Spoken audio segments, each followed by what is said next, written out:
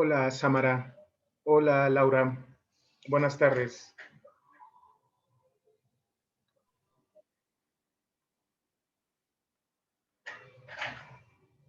Mm,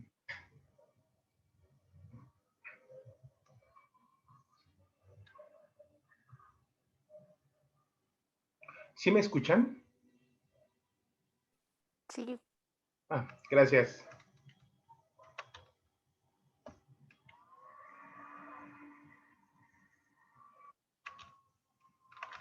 En un momento empezamos, en lo que bueno, vemos si entran más personas, si no, empezamos nosotros. Bueno, creo que vamos a empezar, ya son 7:01, solamente estamos dos personas conectadas, no importa, vamos a trabajar. Dejen quito la música.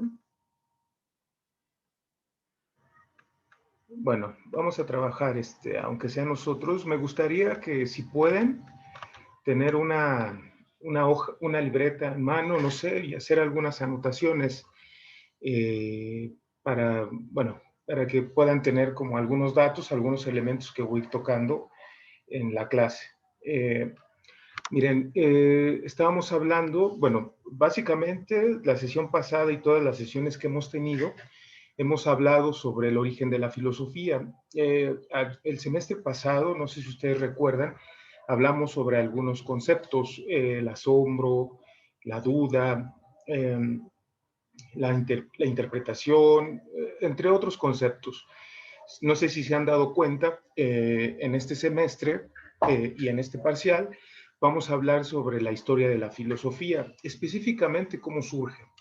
Pero eso no quita que en el transcurso de nuestro curso hablemos sobre algunas cuestiones. Bueno, vamos a tener que hacer filosofía irremediablemente. De hecho, mi intención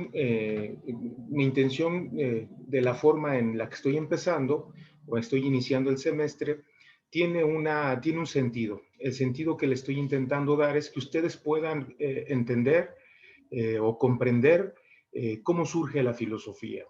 Y no solamente la filosofía, porque una forma de decir cómo pensamos, una forma de decir cómo reflexionamos eh, como humanos, es decir filosofía, ¿no? Una forma de decir cómo surge el pensamiento, cómo surge el razonamiento, cómo surge la reflexión, la vamos a nombrar con esta palabra, que es una palabra, pero que en su interior lleva un infinito de situaciones o circunstancias. Entonces, por eso les comentaba, para mí, bueno, he intentado ponerme en el zapato de ustedes y buscar una forma en la que ustedes puedan entender qué es la filosofía. ¿Para qué sirve la filosofía? Apropiarnos de la filosofía e incluso ustedes puedan llevar a cabo o hacer filosofía en su cotidianidad. Para ello creo que es necesario remontarnos o remitirnos a la historia, ¿no? En el transcurso de este semestre vamos a ver diferentes situaciones, vamos a ver física, vamos a ver química, la clase pasada vimos un poco de geografía, hace dos clases vimos cosmología, y así sucesivamente, ¿no? Y creo que es oportuno que ustedes puedan ver a la filosofía desde las diferentes perspectivas para poder entender más apropiadamente qué es la filosofía, ¿no? Entonces, nos quedamos la clase pasada en el mundo sumerio. Voy a compartirles pantalla. Bueno, ya se agregó Ruth. Bueno, se está agregando. Espérenme, déjenme. Ahí está. Creo que Ruth ya se agregó. Bueno, hola Ruth, buenas tardes. ¿Sí me escuchas? sí, maestro. Muy bien. Mira, ya se agregó otra persona. Félix, Eberto. Bueno, se está conectando. A ver, vamos a darle chances de que se conecten automáticamente. Bueno, en lo que se conecta Félix, bueno, te comento, Ruth, lo que le comentaba a Laura y lo que le comentaba a Samara es que estoy intentando abordar a la filosofía desde la historia, ¿no? un poco para que ustedes puedan tener mayores elementos y entender más introspectivamente y más comprensivamente qué es la filosofía. La filosofía no solamente es el conjunto de datos abstractos, ¿no? Y de problematizar al mundo. Vamos a intentar ver cómo surge la filosofía y por ende cómo surge el pensamiento humano, cómo surge la reflexión humana, cómo es que reflexionamos, cómo es que pensamos, cómo es que hemos llegado a delirar o a ilusionarnos o a soñar con la posibilidad de que un día podamos llegar a Marte y poderlo habitar, ¿no? No sé si ustedes saben, pero en este momento una de las personas más ricas de todo el mundo, dueño de Tesla, Musk, no sé cómo se apellida, envió una máquina pequeñita a Marte que está inspeccionando el suelo de Marte y está buscando vida en Marte, ¿no? Hemos llegado a la Luna, ¿no? O sea, de primero ser unos primates, de primero ser unos monos que no nos diferenciábamos de los perros porque no teníamos razonamiento, solamente éramos instintivos, vivíamos en esta tierra solamente buscando la forma de sobrevivir, buscando la forma de alimentarnos. ¿Cómo es que brincamos de ese estado animalesco, de ese estado instintivo, a un estado reflexivo, a un estado racional, a un estado donde nos imponemos normas, donde nos imponemos culturas, donde nos imponemos formas de pensar, donde no solamente nos quedamos en el presente y no solamente actuamos y reflexionamos a partir de lo que vivimos en nuestra cotidianidad diaria, sino que además cómo hemos llegado a entender, a vivir nuestro presente a partir del entender el pasado y buscar y proyectarnos una vida en el futuro, ¿no? La clase pasada yo les comentaba que este mundo no es tan bonito como lo vemos, si bien es cierto que hoy salimos, vemos la tarde nublada, a punto de llover, que ojalá llueva, porque necesita un poco enfriar el ambiente que ha estado medio caluroso, ¿no? Y si bien es cierto que lo vemos, lo miramos hacia arriba, vemos unas nubes ahí un poco cargadas de agua, a punto de anochecer y todos dicen, bueno, qué bonita tarde, qué bonita noche, ¿no? Pero si bien es cierto que el mundo no es tan bonito que digamos, ¿no? El mundo en sí es un desconocimiento para todos y todas. Hay muchas cosas que tenemos que aprender del mundo y hay muchas cosas que nos agarran desprevenidos, ¿no? La clase pasada yo les comentaba que una forma para que ustedes puedan entender esto es incluso la pandemia que hoy estamos viviendo, ¿no?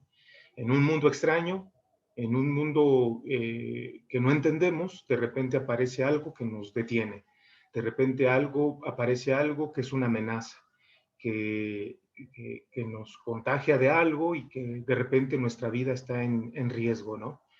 Sabemos de mucha gente que ha muerto, eh, pero ese virus que se llama coronavirus o COVID, ¿no? No es un ser que piensa, no es un ser reflexivo, es parte de este mundo, se nos introdujo al cuerpo, es como un hongo que se te mete a los pies, a las uñas de los pies y te los va carcomiendo, ¿no? Pero ni siquiera ese hongo, ni siquiera ese virus dijo, voy a atacar a Samara, voy a atacar a Ruth, voy a atacar a Félix, voy a atacar a Laura porque me cae mal, ¿no? No, es parte de este mundo, tiene muchas cosas negativas este mundo, tsunamis, terremotos, etcétera, etcétera. Y ese es el mundo donde estamos. La cuestión es cómo lo entendemos, cómo lo aprendemos, cómo hemos llegado al punto de poder entender mejor este mundo, incluso domesticarlo. La clase pasada les comentaba de la domesticación del mundo. Si bien es cierto que hemos domesticado una parte del mundo, utilizamos los árboles para hacer muebles, utilizamos los árboles para hacer papel, utilizamos el aire para construir energía, utilizamos el agua para construir electricidad, utilizamos el agua para regar campos, utilizamos el agua para regar árboles y esos árboles que nos den frutos y esos frutos para comérnoslos y seguir viviendo, utilizamos a los animales para que nos den alimento, utilizamos a los animales como carga, utilizamos a los animales ponernos vestido, ropa, es decir, hemos domesticado al mundo. El mundo nos lo hemos apropiado, pero eso no quiere decir que dominamos al mundo. Nos lo hemos apropiado, que es una cosa diferente a dominarlo. Dominarlo falta muchísimo. De tal es el grado que si el mundo hace un estornudo, estaríamos casi a punto de desaparecer. En Japón hace 10 años estornudó el mundo y 25,000 personas murieron. El mundo estornudó tantito en el mundo y en México han muerto más de 200,000 personas, que es de lo que va en un año, ¿no? Ustedes me imagino que se han enterado sobre la muerte de muchas personas en su barrio, en su calle, en su familia, ¿no? Producto de un virus. Entonces el hombre está constantemente aprendiendo, está constantemente buscando formas para vivir en este mundo. ¿Cómo se le llama eso? Filosofía. Pensar a ese mundo, buscar formas para vivir en este mundo, buscar la verdad. En el mundo griego, en el mundo pasado, algunos filósofos como Sócrates decían: no importa el conocimiento del mundo, lo que importa es conocernos a nosotros mismos. Eso lo vamos a ver ya en 2 clases, en una clase, vamos a hacer lo posible que sea la próxima clase. Ahorita estamos en el mundo antiguo a partir de las civilizaciones. Estábamos viendo a los sumerios, a los acadios, a los babilonios, que fueron las primeras civilizaciones que surgieron en este mundo. Civilizaciones, grupo, ¿qué es una civilización? Grupos de personas que se juntan, construyen una ciudad, construyen cultura, construyen formas para sobrevivir, construyen formas reflexivas y racionales para poder vivir en conjunto, en compañía. Se crean un gobierno, se crean instituciones, se crean una moneda, se crean comercios, se crean escritura, se crean una historia, se crean una religión, es decir, se crea toda una estructura organizativa bien pensada que va a funcionar para que les pueda permitir seguir subsistiendo y sobreviviendo. Eso es una civilización, ¿sale? Y la primera civilización que vimos la semana pasada, el lunes específicamente, fueron los sumerios. Hoy, bueno, voy a compartir pantalla. Vamos a seguir con nuestra exposición. Creo que es esta. Muy bien, ajá. Me dicen si lo ven, por favor. Sí se ve, ¿verdad? Sí, maestro. No, creo que, miren, nos quedamos acá, ¿no? Terminamos con los sumerios.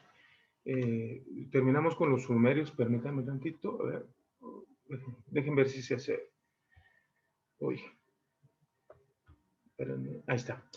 Quedamos con esto, que los sumerios tenían un sistema. Perdón, todavía no. Es que mi computadora ya está medio chafa. A ver, ahí está. Bien, la voy a poner acá. Muy bien. Dijimos que los sumerios también inventaron las matemáticas. Fíjense, nada más, por ejemplo, incluso de esta imagen podíamos como hacer muchas reflexiones, ¿no? Si nosotros vemos la forma del sistema numérico de los sumerios, es muy rudimentario, ¿no? O sea, parece ser que son como palitos, ¿no? Como si fueran de primaria, ¿no? El 1, el 2, el 3, el 4, el 5, el 6, el 7, el 8, el 9 y el 10, ¿no? Y el 11, el 12, parece muy primario, ¿no?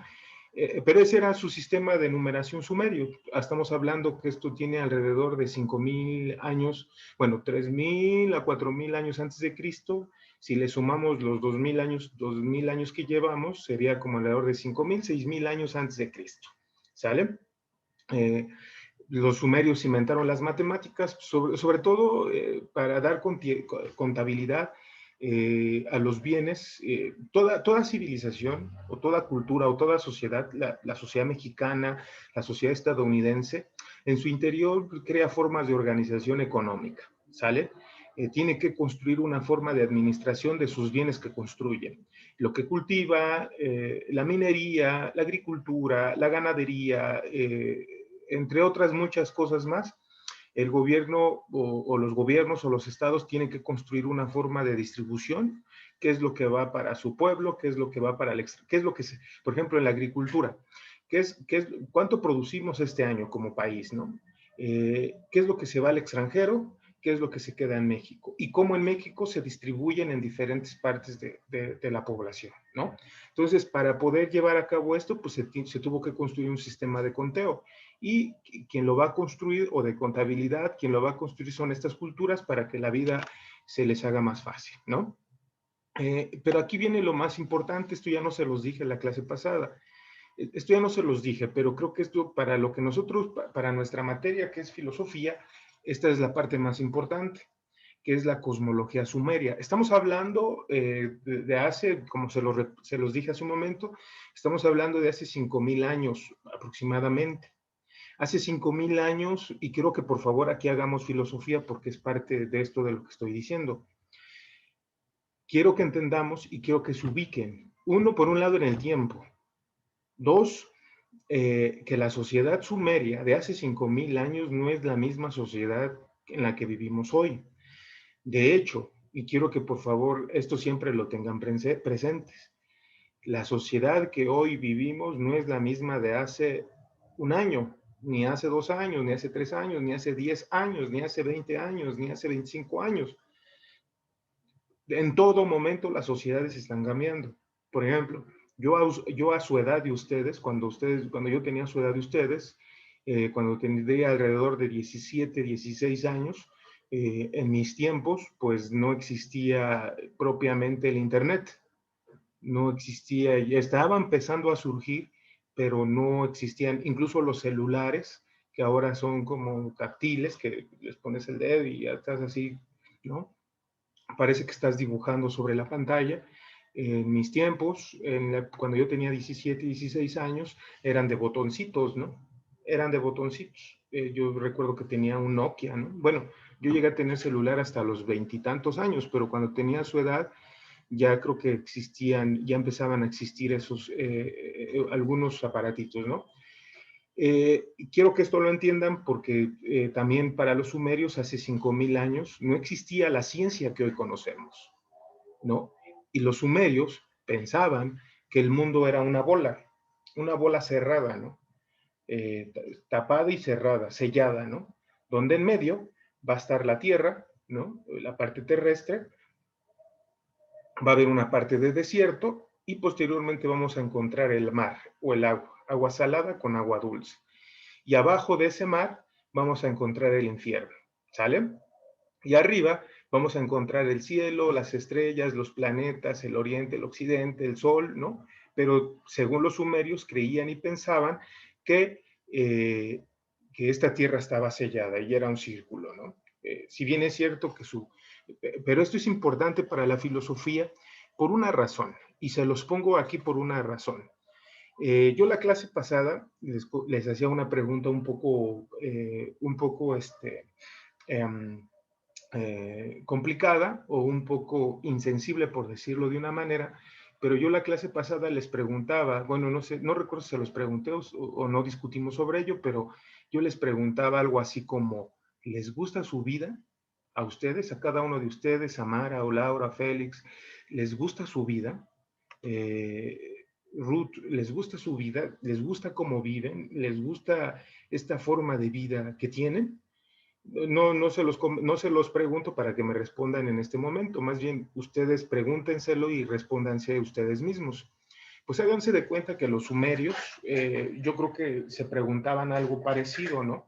Se preguntaban algo parecido porque buscaban siempre una explicación a la vida o al mundo, a la vida que llevaban y al mundo en donde vivían. Y hacerse estas preguntas les permitían buscar respuestas, ¿no? Yo creo que ninguno de los 5 que estamos acá ahorita sentados y tomando esta clase, ninguno de los cinco, si nos preguntamos ahorita en este momento qué es el universo, podríamos respondernos, ¿no? O díganme si alguno de ustedes, si yo le pregunto a Laura, Samara, Ruth o Félix, les pregunto si ustedes tienen la explicación real de qué es el universo. ¿Alguno de ustedes ha podido salir de la Tierra y ha podido irse al universo y visitar diferentes soles? Uno, pues no es posible porque no hay oxígeno ahí arriba, ¿no? La gravedad es diferente y para poder irte lejos, salir de acá, necesitas una nave espacial superpotente que viaje casi a la velocidad de la luz para poder saber qué hay más allá de lo que vemos, ¿no? Entonces, nadie de los que está aquí puede responder a esta pregunta, ¿qué es el universo? Y en ese mismo sentido, ahorita hay muchos distractores, ¿no? Tal vez Samara, Laura, Rudy, Félix me dijeran ahorita, mire maestro, a mí no me interesa qué es el universo, yo mientras tenga celular, internet, WhatsApp, Facebook, Instagram, lo que pase en el mundo no me interesa, ¿no? Porque estoy distraído, ¿no? Porque esto me distrae, porque, eh, porque eh, el pensar que existe en el universo no forma parte de mi preocupación, ¿no? Pero en el mundo antiguo, los sumerios no tenían tantas distracciones y de repente ver caer agua del cielo o de repente ver que del cielo salían plantas y daban frutos, pues para ellos era algo mágico, ¿no? Algo inexplicable. Y como los niños, aquí quisiera hacer un paréntesis, quisiera comentarles algo, que los filósofos y los niños son muy parecidos. Los filósofos siempre están sorprendiéndose de lo que ven. Siempre están sorprendiéndose. El mundo para ellos es una sorpresa. Así como el mago el mago que saca, como hay un libro que ya les había recomendado que leyeran, que se llama El mundo de Sofía, de Justin Gardner, como el mago, mencionan este ejemplo en este libro, ¿no? Como el mago que saca, cuando ustedes, si en algún momento fueron al circo o hace tiempo vieron un acto de magia, vieron al mago sacar un conejo del sombrero y dices, wow, ¿cómo lo hizo? ¿No? Eso es magia y te sorprendes, ¿no? Pues háganse de cuenta que para los filósofos el mundo es algo parecido. Ver el mundo, el ver el mundo, la magia que hay en el mundo, que de repente sientes tu cuerpo seco, sientes tu cuerpo deshidratado y de repente vas a la cocina y te tomas un vaso de agua y sientes como tu cuerpo empieza a cobrar vida. ¿Qué explicación se le puede dar a eso, no? Sembrar una semillita en la tierra y que de repente dé un árbol y ese árbol dé cientos de frutas y al otro año vuelve a dar miles de frutas y al otro año vuelve a dar miles de frutas, eso es magia, ¿no? El ver a los animales y a los humanos reproducirse por el acto sexual o el coito y que de 1 más 1 salgan 2 y salgan que de una espermatozoide milimétrico que el hombre contiene y que deposita en la mujer, pero cuando deposita salen millones, cientos de espermatozoides y que solamente uno de esos llegue al óvulo y fecunde, ¿eso no es magia? Y entonces los sumerios se empezaron a preguntar qué hay detrás de esto. Y la explicación más obvia, porque no tenían los elementos científicos, hoy podemos decir que hoy la ciencia puede decir que un espermatozoide va cargado de ADNs y es un microorganismo, bueno, no sé, ¿no? Hoy biólogos químicos pueden decir que el nacimiento de una planta se debe a X cosa por X razón, ¿no? Hoy decir que el agua contiene una partícula de hidrógeno y 2 de oxígeno, ¿no? Y te pueden decir no solamente eso, sino también decir que es el hidrógeno y que es el oxígeno. Y no solamente eso, sino que además pueden extraer el hidrógeno y pueden extraer el oxígeno y construir otros elementos químicos u otras sustancias. O sea, obviamente eso ya lo conocemos, pero en el mundo sumerio no, ¿sale? Y entonces en el mundo sumerio, la explicación a este mundo, pues dicen, hay un universo, está cerrado, en medio está la tierra, arriba está el cielo y abajo está el inframundo y nada más. Y además quien construyó este mundo va a ser, ¿quién? Los dioses. Y entonces así surge la mitología y así surge el pensamiento sobre una explicación o intentar dar una explicación al mundo en el que vivimos, a ese mundo mágico, a ese mundo extraño, a ese mundo que es desconocido, ¿no? Y entonces surge la mitología. ¿Y qué es la mitología? Simple y sencillamente darse una idea de cómo surge en lo que estamos parados. Porque miren, esto es muy importante que lo entendamos, sobre todo porque si nosotros no le damos una explicación a lo que vemos, ya sea mítica, ya sea reflexiva, racional o irracional, una de dos, nos quedamos locos o nos suicidamos, ¿no? Por eso siempre es importante intentar dar una explicación a lo que vemos. Y lo que hicieron los sumerios es intentarle dar una explicación a ese mundo donde estábamos parados. Y los sumerios dijeron, quien construyó el mundo son dioses. Y originalmente crearon a los hombres para que les sirvieran, pues tenían necesidad de ser alimentados y vestidos. El culto era así concebido como una manera de servir a los dioses, pero los liberaron cuando llegaron a ser demasiados para manejarlos.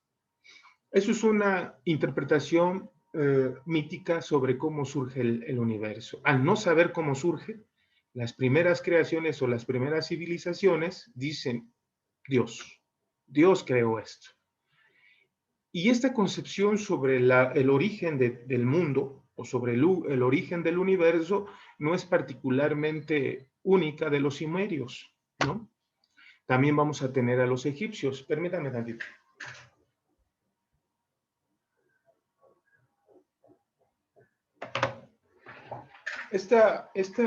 Esta concepción sobre el origen del universo o sobre el origen del mundo no es particularmente construida o una creación sumeria. También otra de las primeras civilizaciones, estamos hablando que, a ver si me van siguiendo y a ver si la clase pasada me pusieron atención. Les voy a hacer una pregunta, si no pueden responderla no se preocupen. La clase pasada dijimos que habían 5 continentes, ¿no? ¿Alguien me podría recordar cuáles son esos 5 continentes de los que están acá? A ver si me siguen o ya están, o yo nada más estoy hablando así como a nadie, porque ya todos están haciendo sus cosas y ya nadie me está poniendo atención. ¿Siguen ahí? Sí, maestro. Muy bien. ¿Se acuerdan cuáles son los 5 continentes? A ver, chicos, también otra cosa que les quisiera comentar, miren, esto que estoy haciendo, aunque seamos 5 personas, nada más 4, también me gustaría que lo entendieran. Algunos datos que estoy implementando en estas exposiciones. Maestro, Sí, Ruth. ¿lo puedo decir yo?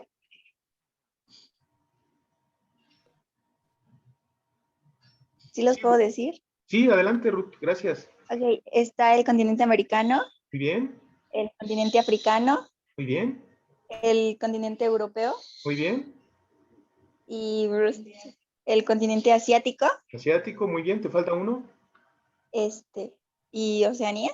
Ah, muy bien, perfecto. La pregunta aquí sería, muy bien, gracias Ruth.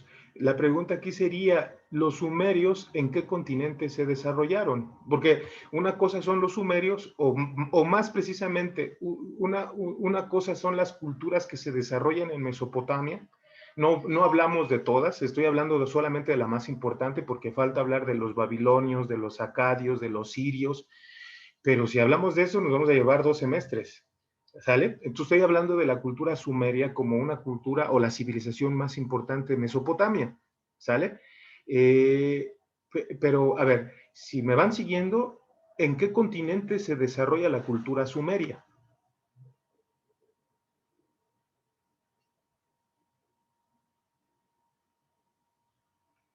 ¿No? Voy a regresarme tantito, ¿eh? Si, miren, aquí está. La cultura sumeria se va a desarrollar en Mesopotamia. ¿Sale? ¿Ya la ubicaron, Mesopotamia? Por obviedad. ¿En dónde está Mesopotamia? ¿En Egipto? No, porque Egipto es un país. Egipto también está en un continente. Nosotros dijimos que habían 5 continentes, América. A ver, espérenme tantito, ¿eh?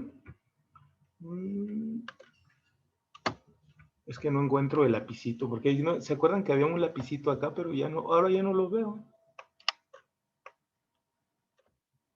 Bueno, no lo encuentro, pero a ver, déjame ver. La canción. Bueno, donde ustedes, acuérdense que son 5 continentes. Ruth ya nos dijo, América, les voy a dar un elemento. América es donde estamos nosotros viviendo actualmente, ¿no? América no es un equipo de fútbol. América es un continente, ¿sale? Y hay 5 continentes en el mundo. Y en el continente americano vamos a encontrar a Estados Unidos, vamos a encontrar México, Guatemala, Belice, Honduras, Paraguay, Uruguay, Nicaragua, Argentina, ¿sale? Todos en este continente hablan español, salvo 3 países, 4 o 5 más, ¿no?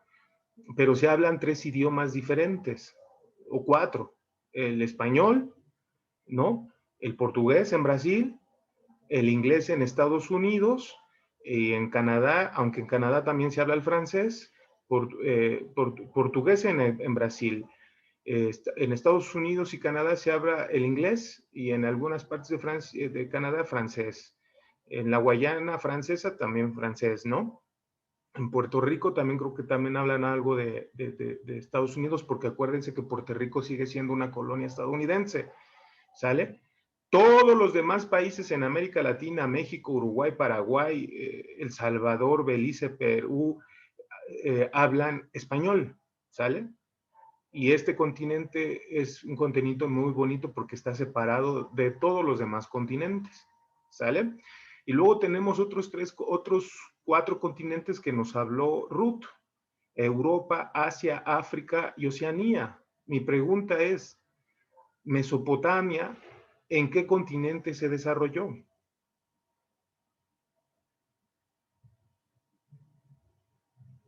¿No? En África, ¿no? No, no, porque África está abajo. África, miren, ya encontré miren, qué bueno que ya encontré aquí este lapicito chido. Miren, aquí, más fácil. Esto es un continente, ¿sale? ¿Qué continente es este, Ruth?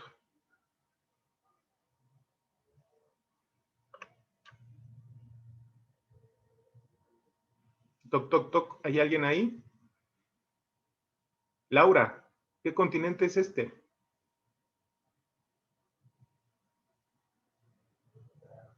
¿Ameyali? ¿Sigues ahí, Ameyali? Asiático. No.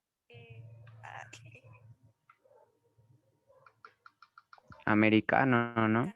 América. Este es el continente americano y este es donde nosotros vivimos actualmente. Acá arriba está...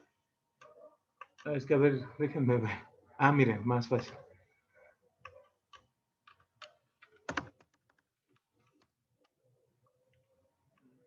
Este es Canadá. A ver, espérenme. Ya estoy acá. Este es Estados Unidos. ¿Este qué es? México. Bien. México. ¿Sale? A ver, hasta acá abajo, ¿qué hay? Hasta abajo, ¿qué hay? Empieza con A. Ayúdenme. África. No, África es un continente. Alemania. Alemania es un país, pero está en Europa. Argentina. Muy bien. Argentina. Uy, Argentina. Y luego del otro lado de Argentina hay otro país que empieza con C. Estamos en América. ¿Cómo? Costa Rica. No. Colima. Suecia está en Europa y Colima es un estado en México. Estamos hablando de países. Empieza con C. ¿Cómo? Chiapas. No, porque Chiapas es un estado en México. Estoy hablando de país que tiene el nombre de algo que se comen Chile. con sus tacos de suadero, Chile. Pero Chile está del otro lado de Argentina. Ahí ya no lo puedo mover. Creo que, a ver, déjame ver si lo puedo mover. Ah, sí, creo que. Bueno, ya, Chile está del otro lado, ¿sale? Esto es el continente americano. Canadá, Estados Unidos, México, Guatemala, Belice, Perú, Honduras, Salvador, estos forman parte de un continente americano, ¿sale? Y luego tenemos,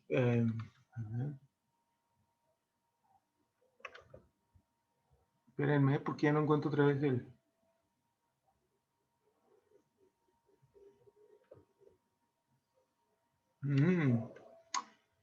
Oh, ¿qué le pasa a esta cosa? No, este no era.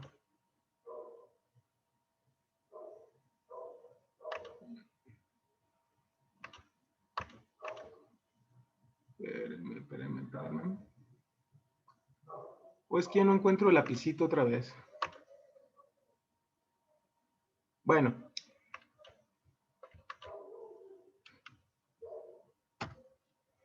Bueno, voy a borrar todo. Bueno, voy a borrar esta parte. Voy a borrar esta parte. Y ahora...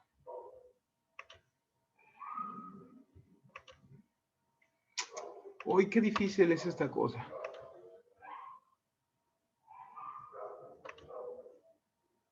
Miren, lo voy a encerrar. Bueno, ya vi aquí algo que voy a hacer. Y lo voy a encerrar así. Esto es, aquí, este pedazote que está acá, ¿qué continente sería? Es más, voy a hacer una cosa. Ya se me ocurrió hacer una cosa. Así. Así. Y así. Aquí ya hablamos de un continente. Ahora tenemos otros 4 continentes. El continente que está aquí, acá en medio, no sé si ven el cursor, pero este va a ser el mar Mediterráneo. Separa Europa, que está acá arriba, abajo es África y al lado es Asia. No, perdón, aquí me equivoqué, porque, bueno, voy a continuar. Al final Mesopotamia va a estar entre Asia y Europa, ¿sale? Para que se ubiquen. Voy a continuar, chicos. A ver si ahorita regresamos otra vez acá a las clases de geografía, ¿sale?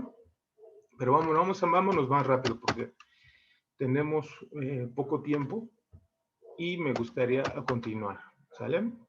Entonces, ya hablamos de eso. Entonces, la pregunta sería, ¿los sumerios en qué continente dijimos que van a estar? Ahora sí, si me fueron siguiendo.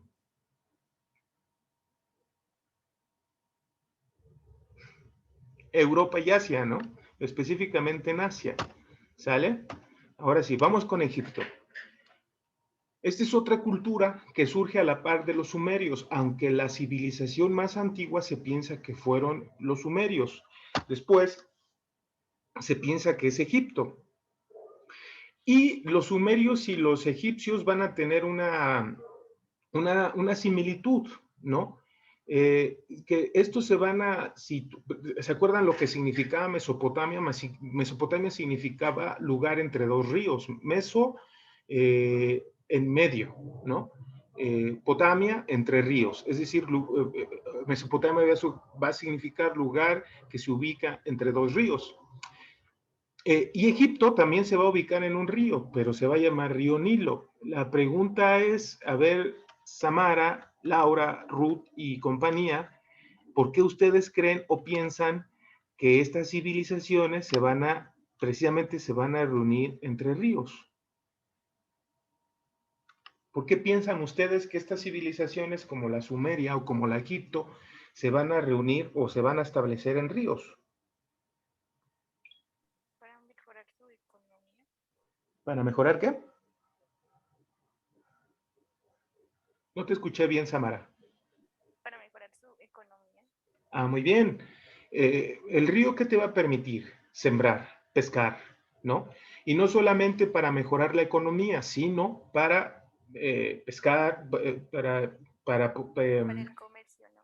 para el comercio, para trasladarse de un lugar a otro, muy bien, construían canoas, perfecto, para regar cosechas, para darle agua a las bestias o a los animales que están en domesticación, o para ellos mismos tomar de esa propia agua, ¿no? Entonces el río siempre va a ser fundamental, o te sitúas donde hay un río o te sitúas cerca del mar, ¿sale?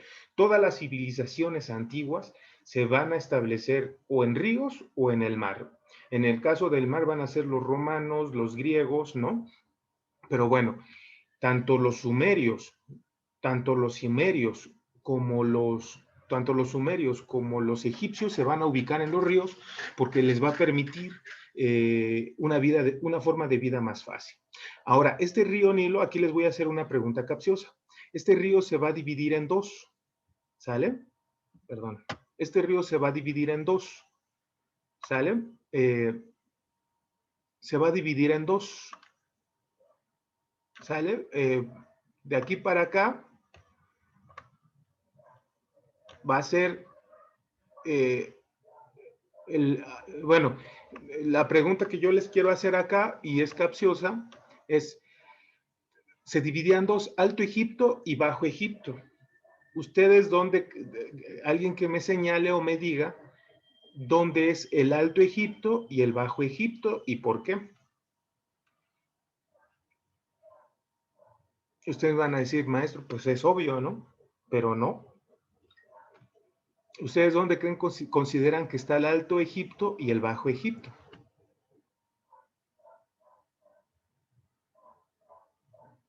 A ver, Laura.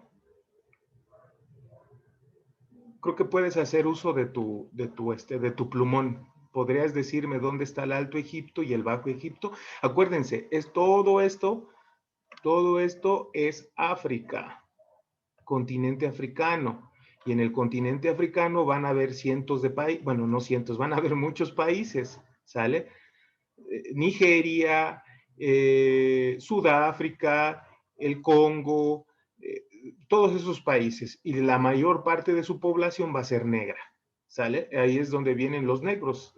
Todo el color negro, la especie humana de color negra, vienen de África. Y ustedes me van a decir, oiga, maestro, tengo una pregunta, tengo una duda. ¿Cuál es tu duda? La duda es, ¿por qué en Estados Unidos hay negros? Pues porque los estadounidenses se mancharon. Fueron a África porque como los consideraban seres inferiores, fueron a África por negros y los pusieron a trabajar en cultivos, los explotaban, no les pagaban, los mataban y no pasaba nada. Y no solamente en Estados Unidos, también en Inglaterra, en Francia, en Alemania, incluso hasta en México. ¿Sabían ustedes que en México hay poblaciones negras? Sobre todo en la costa de Oaxaca, en la costa de Guerrero, hay zonas donde viven negros, se les llama afroamericanos, ¿sale? Pero mi pregunta es, ¿dónde ustedes consideran que está el Alto Egipto y el Bajo Egipto? Este es un río, esa cosita blanca que se ve ahí es un río. ¿Dónde ustedes consideran que está el Alto Egipto y el Bajo Egipto? Bueno, se los digo yo, porque, híjole, no van a hablar. A ver, esto que ustedes están viendo acá es el Bajo Egipto y acá es el Alto Egipto. ¿Por qué? Porque vamos a seguir el curso del río. El curso del río Nilo va a llegar a lo que se le llama el mar Mediterráneo. Este es el mar Mediterráneo. Este mar une África con Europa. Por aquí actualmente es el paso de droga o de muchos migrantes africanos que quieren llegar a Europa, porque África es un continente muy pobre y todos quieren irse a Europa, al primer mundo. ¿Sale? Es como México y Estados Unidos. ¿Sí? Bueno, vamos a continuar. A ver, bueno, continuamos. Entonces quedamos en que los egipcios se van a vincular en los ríos para poder sobrevivir, ¿sale? Hasta acá me van entendiendo, ¿verdad? Bueno, la historia de Egipto se divide en 3 periodos: Antiguo Egipto, Egipto Medio, Egipto Nuevo y caída del imperio. El Antiguo Egipto va a ser 2700 a.C., el Egipto Medio 2050 a.C. y el Egipto Nuevo 1550 a.C. y la caída del imperio, ¿no?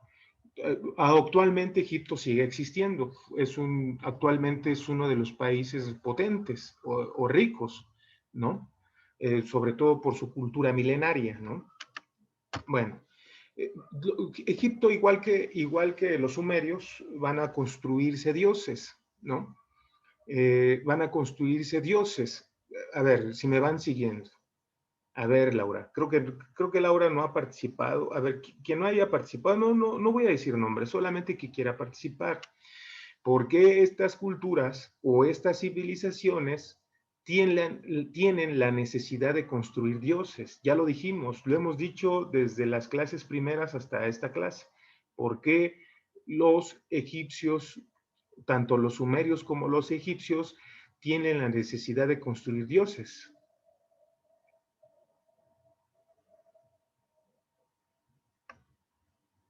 ¿Nadie? Y creo que Ruth ya se salió, ¿verdad? Bueno. Creo que ya entró alguien más. Carl, se está conectando Carl.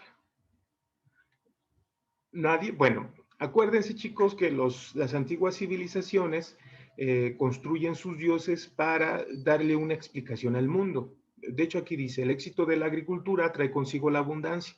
La abundancia trae tiempo que se destina al arte, la cultura, la religión y se agradece a los dioses.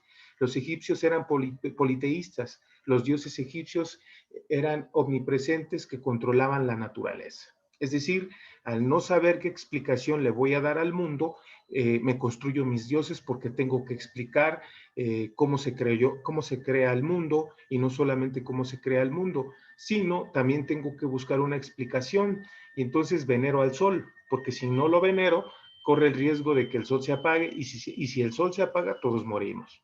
Lo mismo sucede con el Horus, el dios del cielo, de la guerra y de la caza, Isis, dios de la fertilidad, Osiris, dioses de los muertos, Set, dios del caos. Es decir, la mejor forma de darle una explicación al mundo que habito es construyendo dioses, pero además esos dioses me van a dar seguridad en este mundo. El dios de la lluvia, el dios del viento, porque sin esos dioses, sin la lluvia, sin el viento y sin el sol, la vida no es posible. Entonces tengo que buscar formas para adorarlos, ¿no? Y al igual que los sumerios, los egipcios van a construir formas de alabanza que según ellos les va a permitir que el mundo siga existiendo, ¿no? Bueno, aquí otro elemento. Los egipcios tenían una costumbre o una idea sobre la muerte, sobre la vida. Crean pirámides, ¿no? Y las pirámides para ellos van a ser tumbas, pero específicamente tumbas de faraones. Ahí no existen reyes, ahí no existen emperadores, ahí se les va a llamar faraones. Los faraones son los grandes gobernantes que controlan varios países. Y en estas pirámides van a depositar los restos de los faraones.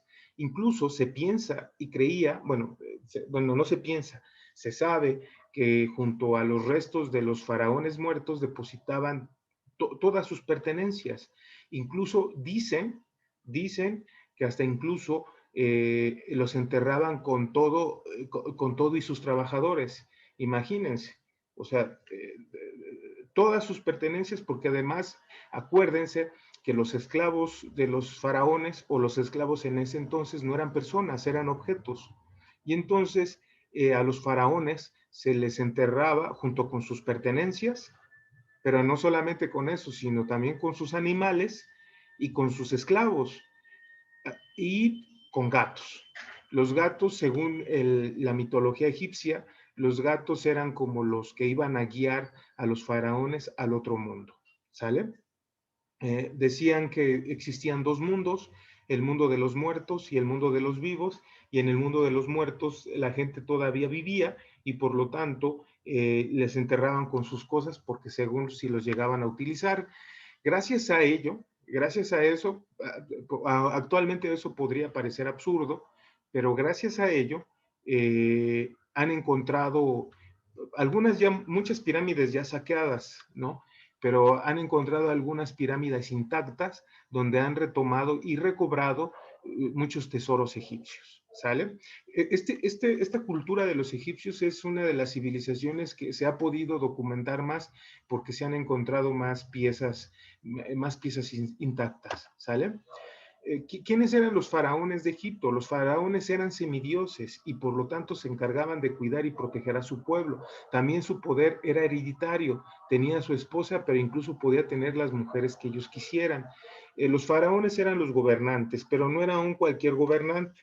Eran casi dioses, ¿no? Tenían un poder absoluto, era hereditario, se lo heredaban a sus hijos y tenía, si bien es cierto que tenía a su esposa, pero también tenía muchas concubinas. ¿No? Tenía muchas concubinas. Las razones son diversas. Muchos faraones no podían tener hijos o la esposa no podía tener hijos.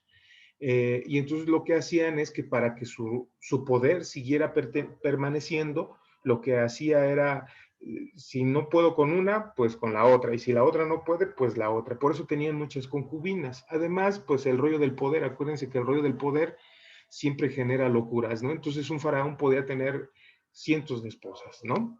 ¿Sale?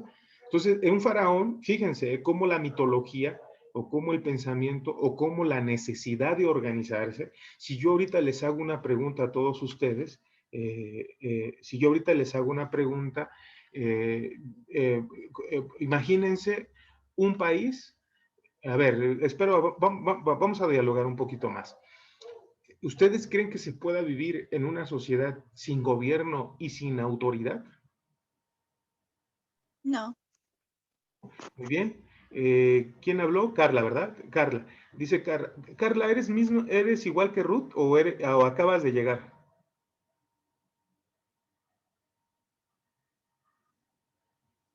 Carla, ¿acabas de llegar o ya estabas o te cambiaste de dispositivo? Bueno, no sé. Bueno, si yo ahorita les pregunto, ¿se puede vivir en una sociedad sin gobierno y sin autoridad? Automáticamente ustedes me dicen, no. Pero, pero si nosotros podríamos reflexionar más sobre esta pregunta, podríamos llegar a otras conclusiones. Pero automáticamente Carla me responde y dice, no, porque más bien hemos aprendido a vivir con esa idea, ¿no? Hemos aprendido a vivir con esa idea. Históricamente, en todas las civilizaciones se crearon la necesidad de faraones, se crearon la necesidad de dioses, incluso imagínense, si ahorita les pregunto, ¿ustedes creen que podamos vivir sin dioses? Y automáticamente de la misma manera ustedes me responderían que no, porque todo este es un proceso cultural, es un proceso que hemos aprendido, que hemos interiorizado y que no hemos cuestionado, y que si en algún momento llegamos a cuestionar, pues nos dan un cachetadón en casa. O como dijera, como dijeron unas personas que conozco, te dan un reversazo, ¿no? ¿Por qué? Porque automáticamente estarías cuestionando esa idea. Si en Egipto alguien se atrevía a cuestionar a los faraones, pues simple y sencillamente era asesinado. Lo mismo sucede con estas culturas. Bueno, en Egipto existieron 33 dinastías. Existieron 33 dinastías. Bueno, esto no lo vamos a ver, esto ya es un poco repetitivo. Otro. Y aquí quiero que me pongan atención porque esta es la parte donde tal vez entra la filosofía. Acuérdense que la filosofía surge a partir de observar, a partir de querer entender mi entorno, a partir de querer entender mi contexto, a partir de querer entender por qué llueve, por qué sale el sol, por qué hay estrellas. El mundo es mágico, sí. Pero ese mundo mágico tiene una explicación, sí. ¿Cómo le vamos a dar esa explicación? Problematizarlo, pensándolo, intentando interpretar. Y lo que hicieron los egipcios como los sumerios es que quisieron interpretar el tiempo, ¿no? Y crean el calendario. Ellos básicamente, los egipcios, son los creadores del calendario. ¿Y cómo es que crearon un calendario? Pues todos los días iban registrando lo que sucedía. Nosotros sabemos que ahora existen 4 estaciones al año: primavera, verano, otoño e invierno, ¿sale? Pero ¿cómo te das cuenta que hay un proceso estacional, que hay diferentes tipos de climas en el mundo? Porque te vuelves observador, y ahí está la filosofía. Porque de repente te sales a la calle o todas las noches, como un griego que se la pasaba 365 días al año observando el cielo, pues observando. Y eso es filosofía. el observar qué es lo que sucede a mi alrededor. Y los egipcios, para construir un calendario, se la pasaban observando el mundo, se la pasaban observando los cambios climáticos, se la pasaban observando qué es lo que sucedía en el ambiente y en el contexto, registraban las lluvias, registraban los vientos, registraban el calor, veían cómo se trasladaba el sol en el cielo, todo eso lo iban registrando, y no solamente registrando lo escrito, sino también dibujándolo, ¿no? Los egipcios eran grandes astrónomos producto de la actividad en la agricultura. Había una necesidad, ¿no? ¿Cuándo vamos a sembrar? ¿Cuándo vamos a cosechar? ¿Cuánto tenemos que apartar para poder sembrar el año que viene? ¿Cuánto nos vamos a comer? ¿Cuánta semilla tenemos que apartar para poderla sembrar y que para el otro año podamos tener segura el alimento o seguro el alimento? Y entonces lo que hicieron es dividir el año en 365 días con 12 meses, que a su vez tienen 30 días. Es muy parecido a nuestro calendario. Nada más que el calendario egipcio solamente tenía 3 estaciones de 4 meses cada uno, que era el ciclo de inundación, Ajet, o el ciclo de inundación, Peret, o época de germinación, y Semo, periodo de cosecha y sequía. Es decir, buscaban una forma de organización. ¿Qué sería esto? No es astronomía, ¿no? Es filosofía. Hasta estaban haciendo filosofía. Esa es la filosofía en la vida cotidiana de los egipcios. Dividían el año a partir de la observación, dividían el tiempo el cual les iba a permitir poder sembrar, poder cosechar y por obviedad poder sobrevivir a las inclemencias de todo un año. ¿Sale? Porque repito, vivir en este mundo no es fácil, es complejo. Si no siembras, te mueres. Si no domesticas a un animal, te mueres. Si no trabajas, te mueres de hambre. Entonces tienes que buscar la comida, ¿no? ¿Sale? El mundo actual es menos complicado, bueno, entre comillas es menos complicado. Si bien es cierto que ya no andamos tras del animal correteándolo y cazarlo, porque ya aprendimos la domesticación, pero también hay otras formas que se nos vuelven complicadas. ¿Cuáles? Que sus padres se levanten a las 5 de la mañana para ponerse a trabajar 12 horas y poder llevar el sustento a sus casas. Eso es complicado. Es decir, ya nadie caza al mamut, ya nadie caza al venado, ya lo venden en el mercado, pero para poder comprar ese venado en el mercado, ¿qué tienes que hacer? Pues, perdón, iba a decir una grosería, pero pues trabajar y poder obtener 200 pesos diarios, pues ya no es tan fácil, ¿no? Se vuelve complicado y entonces ahí está la filosofía, ¿no? Arqueología egipcia. En el año de 1922, el arqueólogo Howard Carter descubre en el Valle de los Reyes Egipto la tumba de Tutankamón. Lo fascinante de este descubrimiento es que la tumba contenía miles de objetos de la época, asimismo pinturas que narraban la historia de Egipto. Es lo que les decía, que hay algunas pirámides que no han sido saqueadas, aunque la mayoría de las pirámides egipcias ya fueron saqueadas. Lo importante de aquí no es, y aquí quiero que me escuchen bien, lo importante de aquí no es los objetos en sí, que los objetos en sí tienen un valor inmenso. El tipo Howard Carter, por haber descubierto esta pirámide, pues el tipo se volvió millonario de la noche a la mañana. O sea, si ustedes piensan que el ser arqueólogo no tiene beneficios, pues se equivocan. Este arqueólogo que se llama Howard Carter se volvió millonario de la noche a la mañana, obviamente con muchos años de estudio. Y hay muchos, yo aquí les podría decir que hay muchos lugares, si en algún momento a alguno de ustedes se le ocurre estudiar arqueología, el arqueólogo básicamente va buscando objetos perdidos en el tiempo, objetos enterrados por civilizaciones antiguas. Lo importante de la arqueología no es solamente en que el que encuentres el objeto, el que encuentres un objeto perdido o un resto humano, o un resto creado por una civilización hace 20,000 años, ¿no? Lo importante de esos objetos descubiertos es que te permiten construir una historia de la vida, o la historia de la civilización, o la historia de dónde venimos nosotros. Y Y cuando tú encuentras ese objeto y le das una interpretación para saber de dónde venimos o cómo se organizaba esa sociedad, automáticamente haces filosofía. La filosofía, si se dan cuenta, está en todos lados, está en todos lugares y te permite entender de qué manera fuimos construidos y por qué pensamos como pensamos. La filosofía nos va a permitir entender de dónde venimos, como los sumerios y los egipcios buscaban una explicación de dónde estamos parados, qué es el mundo donde estamos viviendo, y se crean un mito, se crean una religión, se crean dioses, se crean una forma de pensar, ¿no? Actualmente esa forma de pensar sobre los dioses está quedando arrebasada o está terminando la era de los dioses. ¿Por qué? Porque ya existe una ciencia, existe una tecnología, que la explicación, por ejemplo, este celular, si supongamos que este celular hubiera existido hace 3000 años, si le preguntas a un egipcio cómo funciona este celular, te va a decir gracias a Dios, ¿no? Dios lo construyó, ¿no? Actualmente hay una explicación cómo funciona este celular. ¿Por qué llueve? Hay una explicación científica. ¿Por qué los animales se reproducen y los humanos se reproducen? Hay una explicación científica. Hace 500 años toda la explicación estaba a partir de Dios. Dios así lo quiso y solamente es eso. ¿Quién creó al mundo? Dios. Actualmente la ciencia está buscando otras respuestas. Y detrás de esas respuestas, ¿quién creen que está? La filosofía.